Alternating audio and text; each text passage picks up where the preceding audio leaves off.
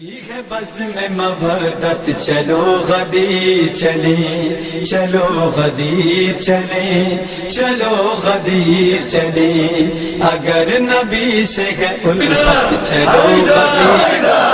علی علی علی علی علی علی علی علی حیدر حیدر من كنت مولا فهذا علی مولا من كنت مولا فهذا علی مولا مولا یو غدیر کا رستہ نہ چھوڑنا مولا یو غدیر کا رستہ نہ چھوڑنا مولا یو غدیر کا رستہ نہ چھوڑنا سب چھوڑ دینا ذکر سب چھوڑ دینا ذکر علی کا نہ چھوڑنا مولا یو غدیر کا رستہ نہ چھوڑنا مولا یو غدیر کا رستہ نہ چھوڑنا بھلے ایک روز میں آپ سب کو آج عید غدیر کی مبارکباد پیش کرتی ہوں کہ یہ وہ دن ہے کہ جس دن خداوند متعال نے اس دن کو سعید اکبر کہا۔ یہ چار امام جعفر صادق علیہ السلام کی روایت کے مطابق چار بڑی عیدیں ہیں، ایک عید الفطر، ایک عید الاضحیٰ، ایک روز جمعہ اور ایک عید غدیر کا دن۔ یہ غدیر کا دن کوئی عام دن نہیں عزیزان گرامی، ہم شیعان حیدر کرار کے لیے سب سے بڑی عید کا دن ہے کہ جس کے بارے میں زیادہ تاکید کی گئی ہے کہ آج کے دن کسی کو مسرت کریں، کسی کو خوش کریں، عیدی تقسیم کریں، لوگوں کے روزے کو افطار کریں، لوگوں کو کھانا کھلائیں۔ ماہ محرم میں عزیزان گرامی تاکید نہیں کی گئی کہ آپ نیازیں دیں، لنگر دیں، لیکن جس دن مومنوں کو زیادہ خوش کرنے کی اور ان کو اطعام کھلانے کی تاکید دی گئی ہے وہ ہے آج عید غدیر کا دن۔ آج عید غدیر کا دن کوئی عام دن نہیں ہے۔ بہت سے شیعان حیدر کرار ہیں جن کو پتہ ہی نہیں کہ آج کون سا دن ہے، آج کے دن کیا ہوا تھا۔ آج کے دن عزیزان گرامی ہم تو سمجھتے ہیں کہ بس من کنت مولا فہذا علی مولا کہا، رسول اکرم نے تو کافی تھا۔ عزیزان گرامی تمام عالم اسلام کے لیے آج تکمیل دین کا دن ہے۔ ولایت کے بہت سے مراحل ہیں، میرے اپنے علم کے مطابق ولایت کے جو مرحلے ہیں ان میں ہم نے دیکھنا ہے کہ ہم کس مرحلے میں شامل ہیں۔ میں کہتی ہوں میں ولایتی ہوں، میں ہوں علی کی چاہنے والی، میں ہوں علی کا نعرہ لگانے والی، میں ہوں حیدر کرار کی شیعہ، میں ہوں علی کو چاہنے والی، میں علی کی مومن ہوں، میں علی کو ماننے والی ہوں۔ اب ہم نے دیکھنا ہے کہ ہم ولایت کے کس مرحلے میں ہیں۔ میں بھی یہ دعویٰ کر رہی ہوں کہ میں علی کی چاہنے والی ہوں، آپ بھی یہ دعویٰ کر رہی ہیں کہ ہم علی کی چاہنے والے ہیں۔ اب کچھ ولایت کے مرحلے ہیں کہ ولایت کے مرحلے میں ہم نے یہ دیکھنا ہے کہ ہم کس مرحلے میں شامل ہیں۔ سب سے پہلا مرحلہ 7 مرحلے ہیں ولایت کے، کہ جس میں ایک پہلا مرحلہ ہے ولایت نظری۔ ولایت نظری کس کو کہتے ہیں عزیزان گرامی؟ ولایت نظری اس ولایت کو کہا جاتا ہے کہ جس میں مولا علی علیہ السلام اور اولاد علی کو افضل ترین انسان تو ہم مانتے ہیں مگر ان کے کردار میں کسی قسم کی کوئی تبدیلی نہیں آنے دیتے۔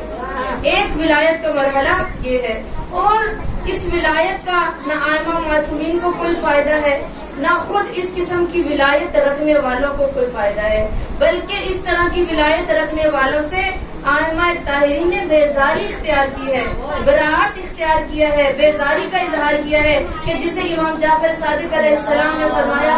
صلوات پڑھ لیجیے۔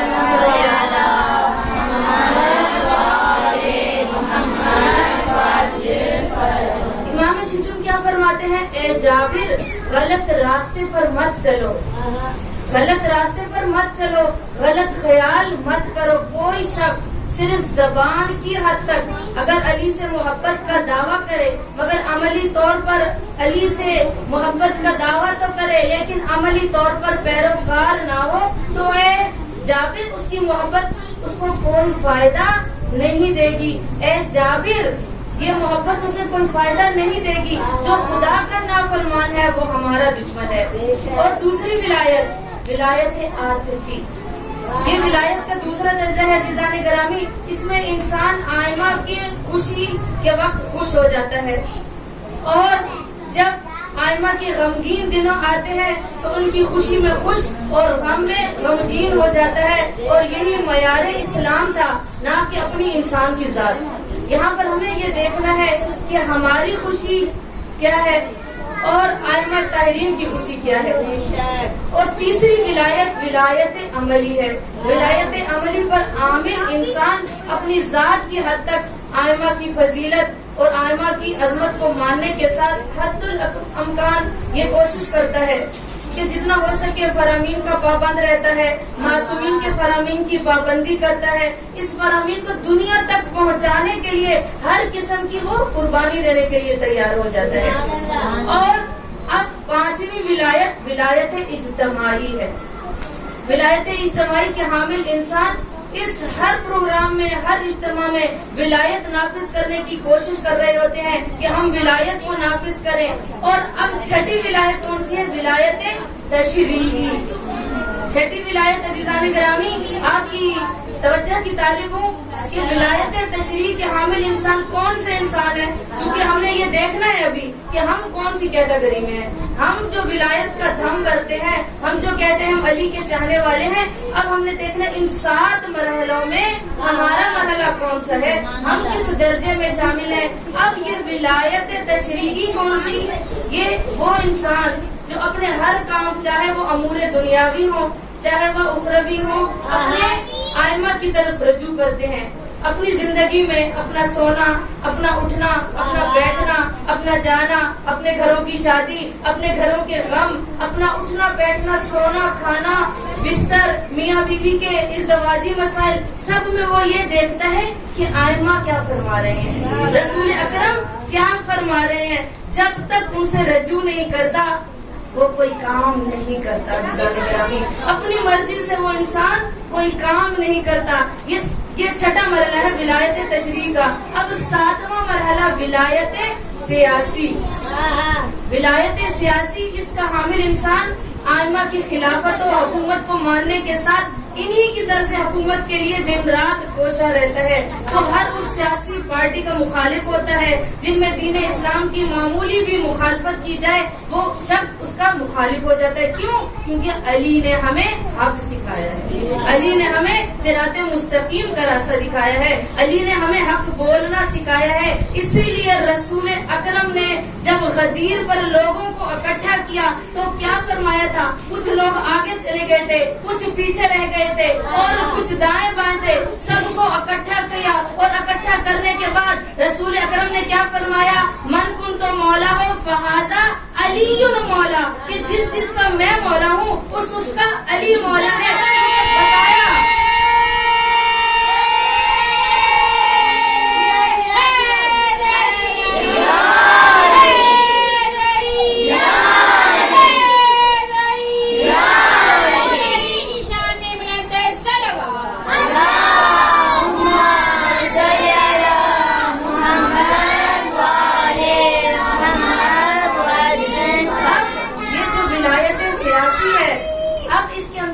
انسان دیکھتا ہے کہ کوئی علی کا منکر ہے، بغض علی رکھنے والا ہے، علی کی طرح نماز نہیں پڑھتا، فقط علی کے نام کو بلند کرتا ہے، صرف نعرے لگاتا ہے، صرف حسین حسین کرتا ہے، صرف عزاداری کرتا ہے، تو وہ بندہ اس بندے کا بھی مخالف ہو جاتا ہے. کیوں؟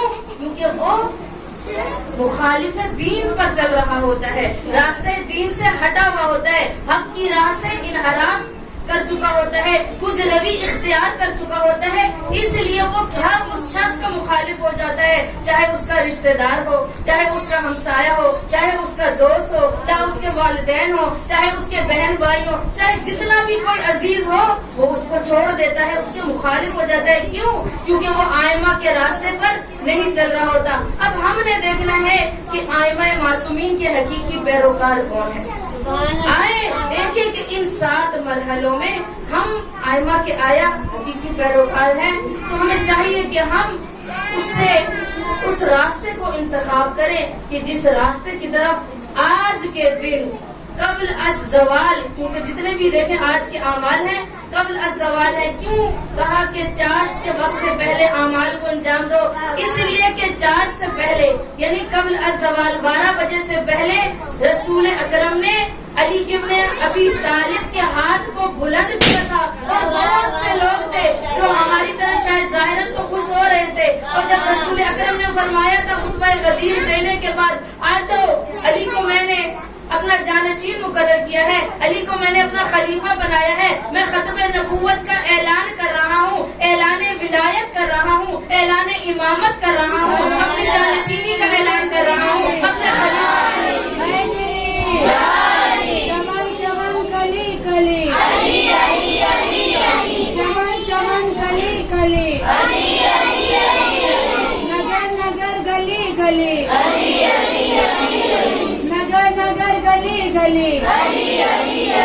گلیوں کی چیک میں، گلیوں کی چیک میں، پھولوں کی بیت میں، پھولوں کی بیت میں، بادل کی گرج میں، بادل کی گرج میں، بجلی کی کڑک میں، بجلی کی کڑک میں، نعرہ حیدری.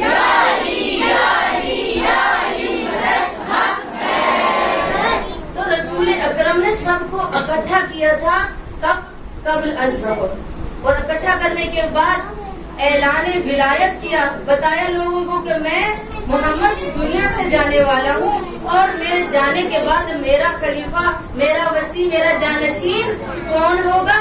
علی ابن ابی طالب ہوں گے. اب سب کو جب رسول اکرم نے کہا کہ آپ سب امام علی کو مبارک دیں، تو کہیں سے گوشوں سے کناروں سے بخن بخن یا علی کی صدائیں بلند ہونے لگی. کوئی مسکرا کر کہہ رہا تھا، کوئی بغض علی دل میں رکھتے ہوئے کہہ رہا تھا، کوئی آپس میں گوشہ کانوں میں ایک دوسرے کے گفتگو کر رہے تھے. یہ کیا ہوا؟ ہم تو سمجھ رہے تھے کہ آج ہمیں خلیفہ بنایا جائے گا. یہ کیا ہوا کہ جب دعوت ذی العشیرہ ہوئی تبھی رسول اکرم نے کہا کہ میرا خلیفہ، میرا جانشین علی ابن ابی طالب ہے. ارے اس وقت تو علی ابن ابی طالب کی عمر 13 سال کی، اب تو علی ابن ابی طالب جوان ہو چکے ہیں. اب لوگوں نے کانوں میں گفتگو کرنا شروع کی، رسول اکرم سن رہے تھے، لوگوں کو یہ حرکتیں کرتے ہوئے دیکھ رہے تھے. علی ابن ابی طالب نے جب کہا کہ میں اس کے بعد رسول اکرم کے بعد مولا بنایا گیا ہوں، میں نقطۂ اعتدال ہوں. اب کوئی بصرہ سے آیا ہوا، کوئی یمن سے آیا ہوا، کوئی مکہ سے آیا ہوا، کوئی بصرہ سے آیا ہوا، کوئی مدینہ سے آیا ہوا، کوئی شام سے آیا ہوا، اور جب سب کو امیر کائنات کے لیے اعلان کرنے کے لیے محمد نے اکٹھا کیا تو بتا دیا علی ہی وہ نقطۂ اعتدال ہے. جو آگے جائے گا وہ بھی بھٹک جائے گا، جو علی سے پیچھے رہ جائے گا، جو علی کو نہیں مانے گا وہ بھی بھٹک جائے گا، جو علی کے بارے میں خالی ہو جائے گا.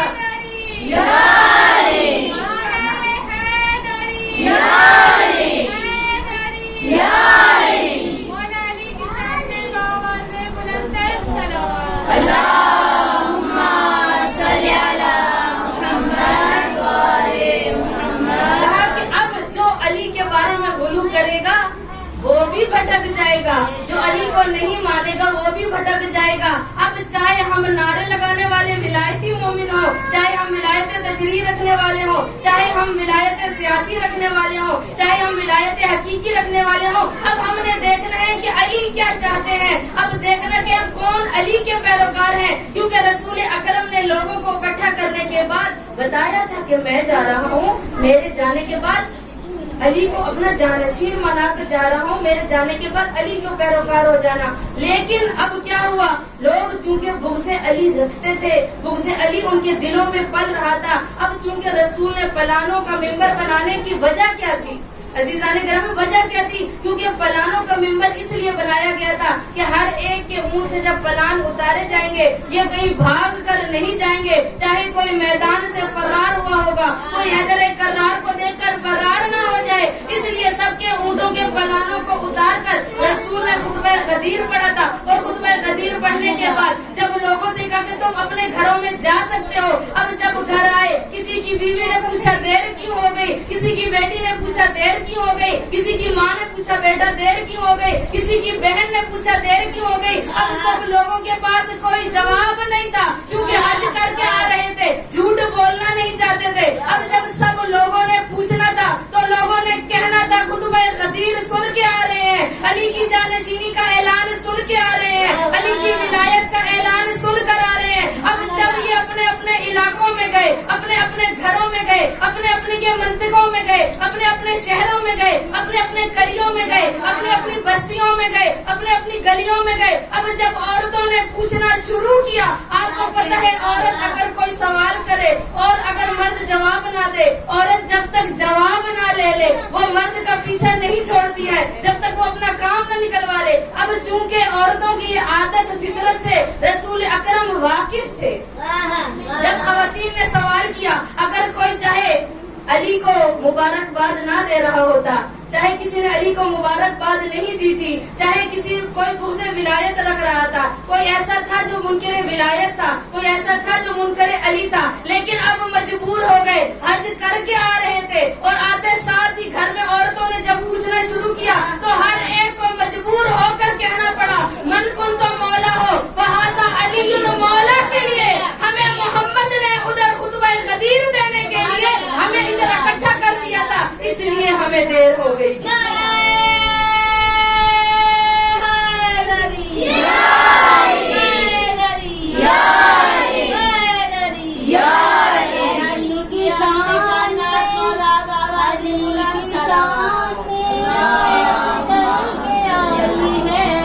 علی کی شان میں آیت اتر کے آئی ہے، یہ عید وہ ہے جو اللہ نے بنائی ہے، ہماری سب سے بڑی عید ہے غدیر کا دن، ہماری سب سے بڑی عید ہے غدیر کا دن۔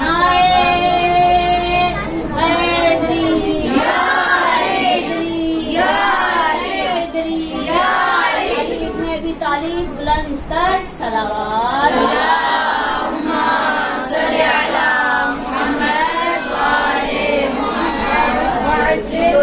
گرامی، میرے محترم ناظرین، اسی لیے آج کے دن کے جو اعمال ہیں وہ سب قبل الظہر ہے، یعنی چاش کے وقت سے پہلے ہیں، کہ جس کے بارے میں فرمایا گیا کہ آج کے دن کیا کیا کیا جائے۔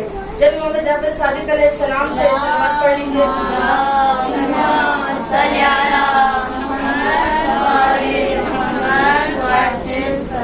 کہ جب پوچھا کسی شخص نے کہ ہماری سب سے بڑی عید کون سی ہے، تو امام فرماتے ہیں کہ ہماری سب سے بڑی عید 18 ذی الحج کی، ہمارے چاہنے والوں کی اور ہم ائمہ طاہرین کی سب سے بڑی عید عید الغدیر ہے۔ اور پھر پوچھا کہ رسول اکرم نے اس دن کیا کیا تھا کہ جو آج کے دن آپ فرما رہے ہیں کہ یہ عید کا دن ہے، تو اس وقت امام جعفر صادق علیہ السلام فرماتے ہیں کہ وہ دن 18 ذی الحج کا دن تھا اور روز غدیر تھی، کہ راوی نے کیا اس دن ہم کیا کریں؟ کیا صرف عزیزان گرامی ہم جیسے کہ بس کپڑے پہن لیے، اپنے آپ کو میک اپ سے آراستہ کر لیا، اپنے گھروں کو سجا لیا، گھروں میں چراغاں کر لیا، کہ بس یہی کافی ہے؟ کہ جب یہ پوچھا تو اس وقت راوی نے جب یہ پوچھا تو امام نے فرمایا کہ اس دن روزہ رکھو، خدا کی عبادت کرو، محمد و آل محمد کا ذکر کرو اور ان پر صلوات بھیجو۔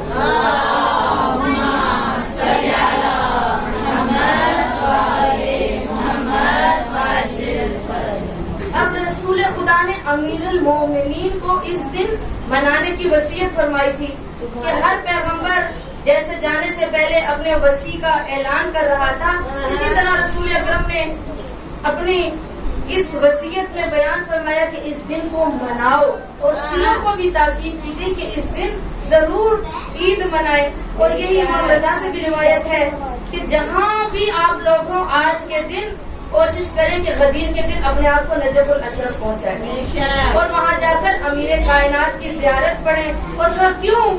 جو بھی آج کے دن نجف الاشرف میں جا کر امیر المومنین علیہ السلام کی زیارت پڑھے گا، ہر چاہے وہ مومن مرد ہو چاہے وہ عورت ہو، 60 سال کے اس کے گناہ معاف کر دیے جائیں گے۔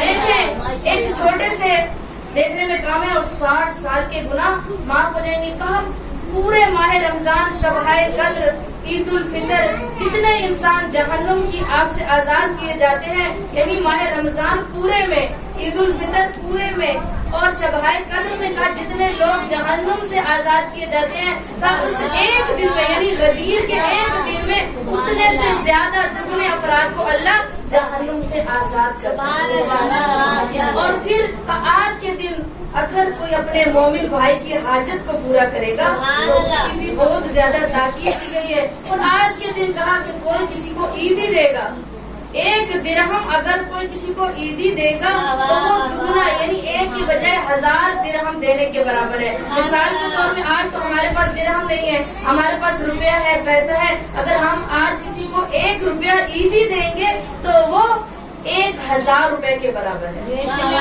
اور پھر کیا کہا کہ بس غدیر کے دن آپ لوگ صدقہ دیں، صدقہ دینے کے بعد عید غدیر کے دن اپنے برادر مومن کے ساتھ احسان کریں، اس کے ساتھ نیکی کریں، اور پھر اپنے مومن بہن بھائیوں کو خوش کریں، جب ملے تو اس کے ساتھ مسکرا کر ملے، فرد مسرت کے ساتھ اس کے ساتھ ملے۔ پاک خدا کی قسم اگر لوگوں کو اس دن کی غدیر کی فضیلت کا علم ہو جائے اور وہ اس کا لحاظ رکھے تو اس روز ملائکہ ان سے 10 مرتبہ مصاحبہ کرنے کے لیے آتے ہیں۔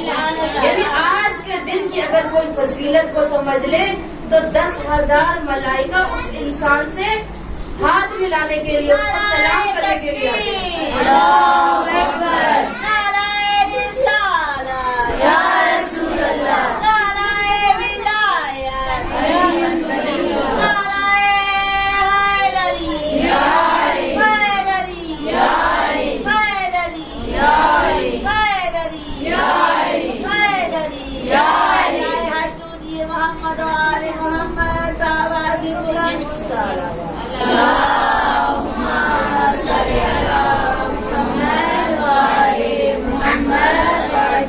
اور پھر معصوم کیا فرماتے ہیں کہ آج کے دن اگر کوئی کسی کو اطعام کرائے گا یعنی کھانا کھلائے گا تو گویا اس نے انبیاء و صالحین و صادقین و شہداء کو کھانا کھلایا۔ یعنی اتنی جو انبیاء کو کھانا کھلائے، جو نبیوں کو کھانا کھلائے، جو صالح افراد کو کھانا کھلائے، جو صدیقین کو کھانا کھلائے، تو سوچئے مومنات اس کا کیا درجہ ہوگا۔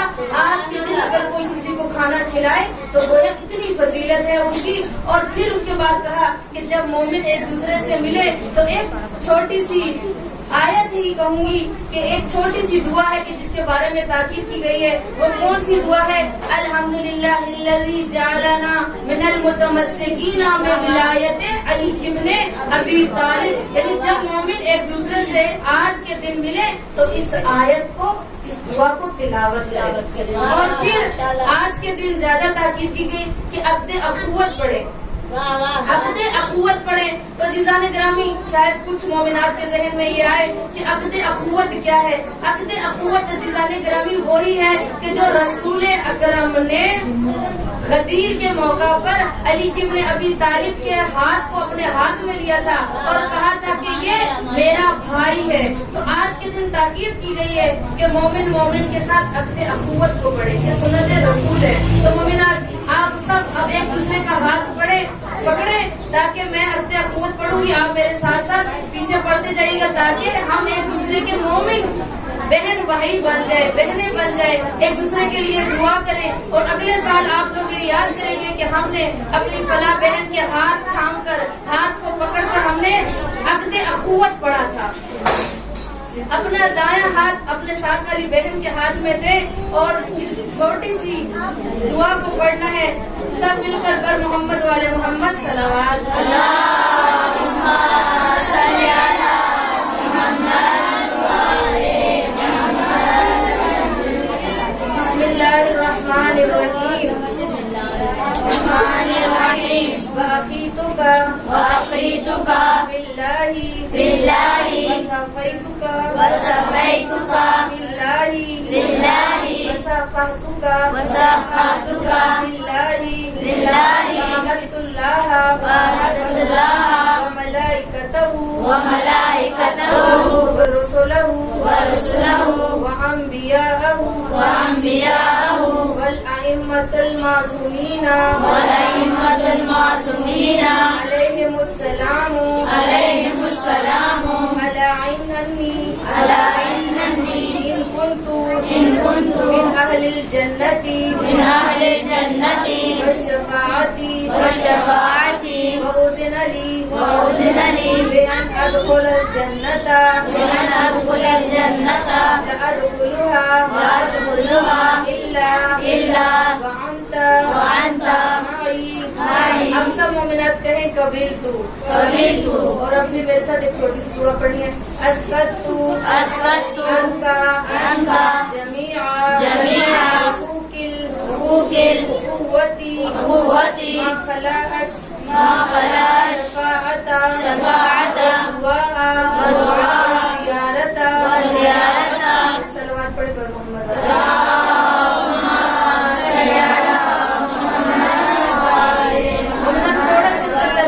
آپ لوگ کو پتہ چل جائے کہ اس سیریل کا ترجمہ کیا ہے. عربی میں تو ہر کوئی عربی سے واقف نہیں ہے.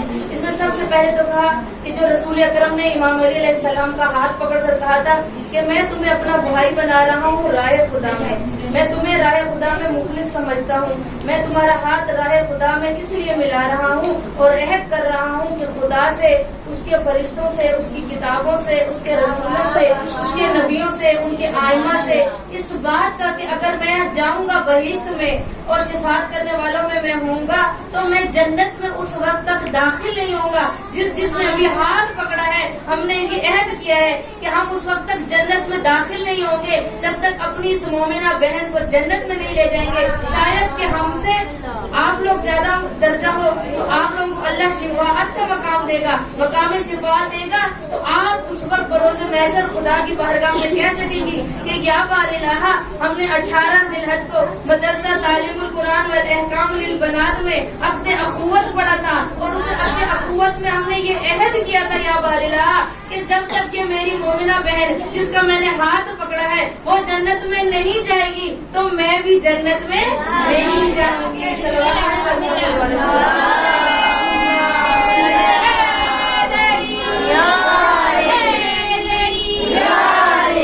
کی صحت و سلامتی کے لیے ولایت الصلوات.